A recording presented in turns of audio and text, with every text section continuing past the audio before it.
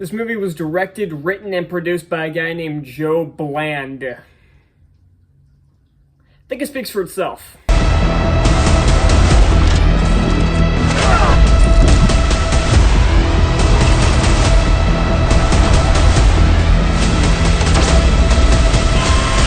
Bring me that Colonial.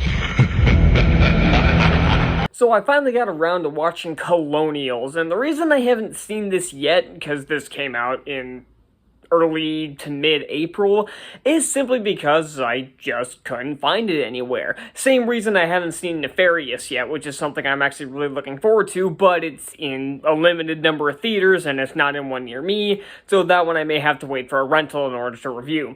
This one I did finally find on streaming today, so I was finally able to watch it. And from the trailer, one thing I noticed was that the CGI was absolutely abysmal, but the story seemed interesting enough that if it was as interesting and if it just looked like it could be an okay movie, like I didn't think it was going to be that good, but I thought, you know what, this kind of has potential.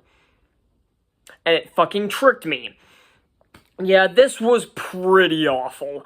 I mean, I didn't see the Halo TV series, but I guarantee it can't be as bad as this. I mean, I heard the show was really bad among Halo fans and non-Halo fans alike, but there's no way it can be worse than this for one specific reason. At least the Halo series has some production value to it. This does not. At all. So, I mentioned the CGI from the trailer, I might as well get into that. There are so many scenes where the CGI just looks like a PS2 cutscene. Almost every scene in this movie is shot on a green screen. It's like a Robert Rodriguez movie at this point, like his Spy Kids or his Shark Boy and Lava Girl movie. It's like almost every scene except for maybe 2 or 3 are shot on a green screen. And it's not a good green screen. Just like the other films, it is a laughably bad green screen. I mean, for fuck's sake, my chroma key background is more convincing than the green screens in this movie. And I have a budget of 0.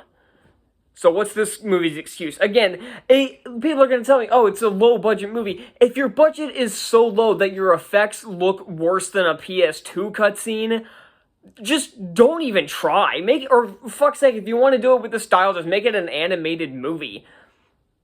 So, yeah, and there's something else that was weird. It's like, whenever it was like a shot of like a ship or something, or usually something flying around, there was this weird, like, blur effect. Like, it was pretty much blurring what was on screen, almost like it was trying to hide the bad CGI. I don't know what was happening, or maybe they just shot it that way and didn't fix it in post. I don't know. And I knew I was in trouble from the first few minutes of this movie. Because, first off, the acting wouldn't fly on the CW network. Every actor in this movie is atrocious. I mean, there's one actor, he plays, I believe the character's name was Zeke, the guy Silas comes across on Earth. He wasn't too bad.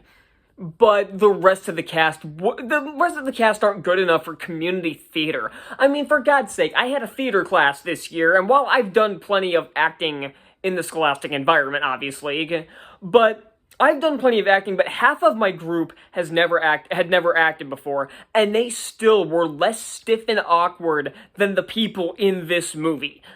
And again, just the first few minutes of this movie, I knew I was in trouble because the jokes were not funny. Like, the comedy throughout this movie is really bad. The dialogue, again, wouldn't pass for the CW network.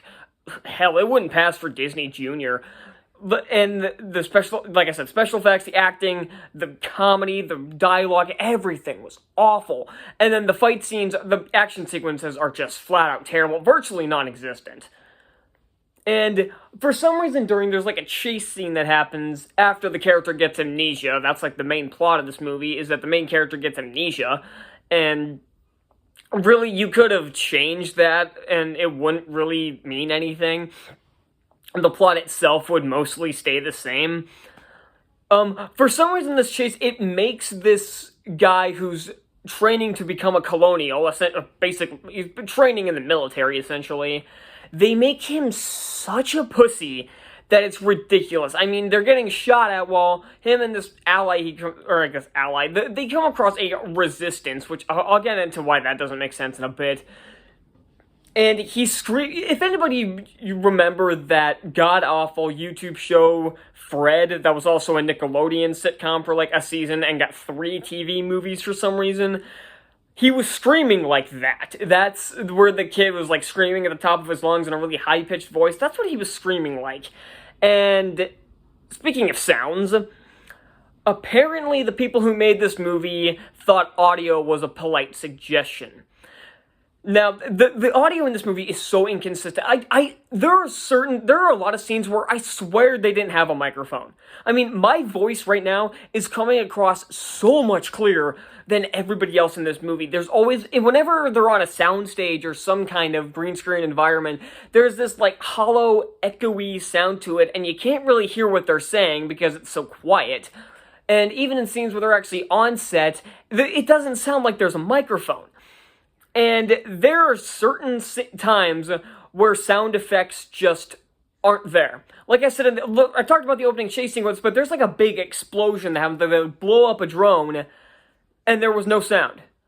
Like, it was a silent explosion, apparently. And that happens all throughout this movie. There are so many times where there's a fight scene going on or something, or there's an explosion, or there's like a punch that doesn't make a sound. I don't know how they missed something this trivial.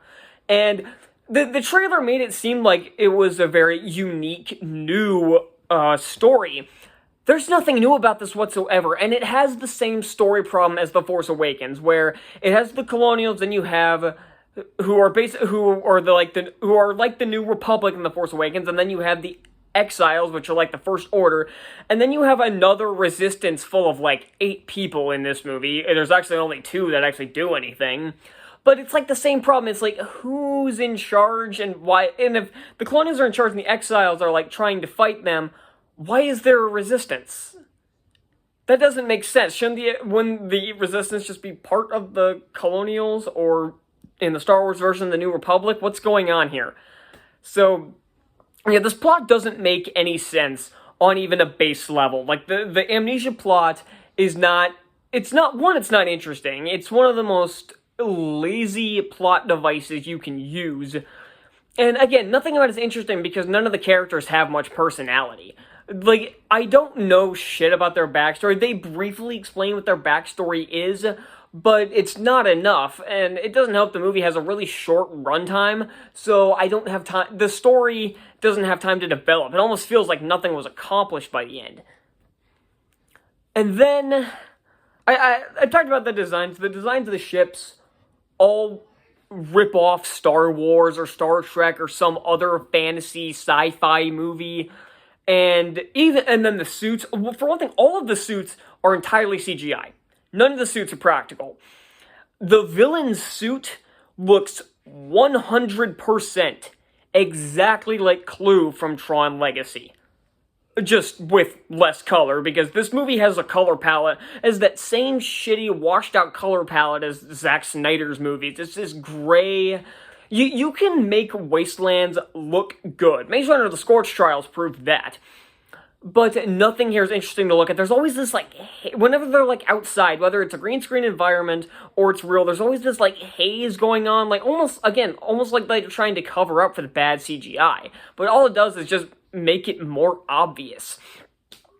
And then the thing that angered me the most about this movie is that it had the balls to tease a sequel. Like, literally by the end of this movie, nothing was accomplished. The villain is still in power, the Colonials still haven't shown up, he's still with the tiny, poor excuse for a resistance. The only thing that happens is that he magically got his memory back.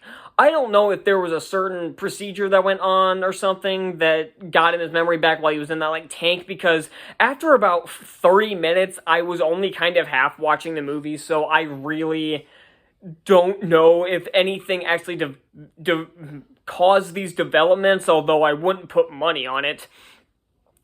So I had a lot of I had hope for this movie. I was hoping this would be good. Even if the effects were awful, if the story could save it, it would have been passable.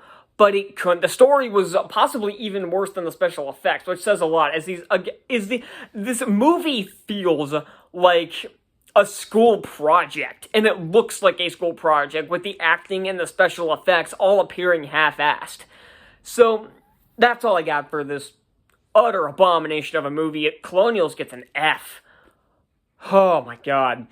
So, thank you all so much for watching. I would ask what you guys thought of Colonials, but I don't think anybody else on the planet has seen this movie. So, yeah, I guess I'll see you all next time. Bye.